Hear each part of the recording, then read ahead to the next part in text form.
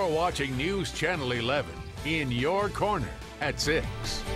We start our newscast with breaking news this evening. A former Tennessee state representative is throwing his hat in the ring in the race to fill the vacant Senate seat left by retiring Lieutenant Governor Ron Ramsey. Thanks for choosing News Channel 11 tonight. I'm Micah Smith. Curtis McLeod has the evening off. Former state representative Tony Shipley announced via Facebook today that he planned on picking up and filing the necessary paperwork to run for the state Senate.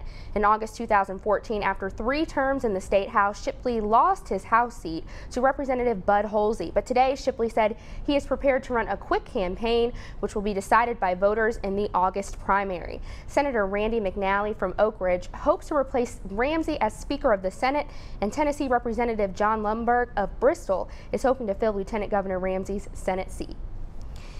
And a gunman in North Carolina is in the hospital with life-threatening injuries tonight after shooting a police officer. Neighbors in a North Carolina neighborhood were enjoying a quiet evening before Easter when they heard gunshots around 10 p.m.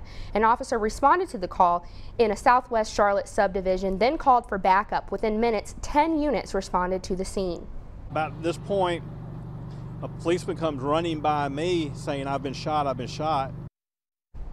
Lieutenant Andy Harris was shot in the crossfire. He was kept in the hospital overnight, but is expected to make a full recovery. The shooter remains in custody with life-threatening injuries.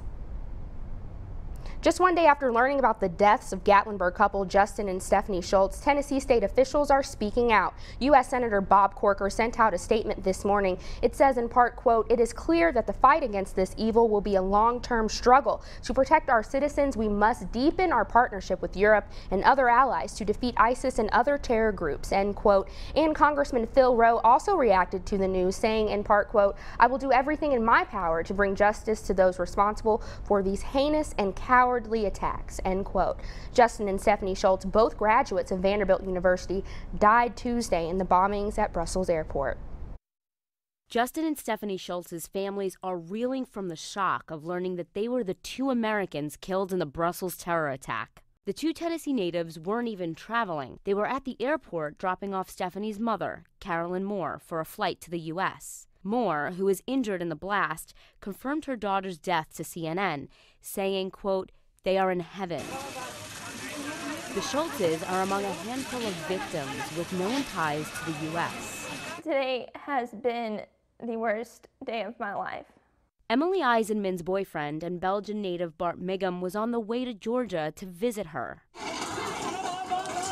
The former ambassador to the U.S., Andre Adam, was also at the airport. He died in the blast, according to a Belgian official. The Pinzowski family also got the horrific news last week. Dutch siblings Alexander and Sasha were checking into their flight on their way to New York, where they lived. In a statement, the family said, "We're grateful to have closure on this tragic situation and are thankful for the thoughts and prayers from all." In total, the terrorist attacks in Brussels killed 28 people and wounded 300. Well, the rain held off to give us a very nice afternoon, but those skies are looking a little dark. Callie Durham has a quick look at our weather for the rest of our Easter weekend.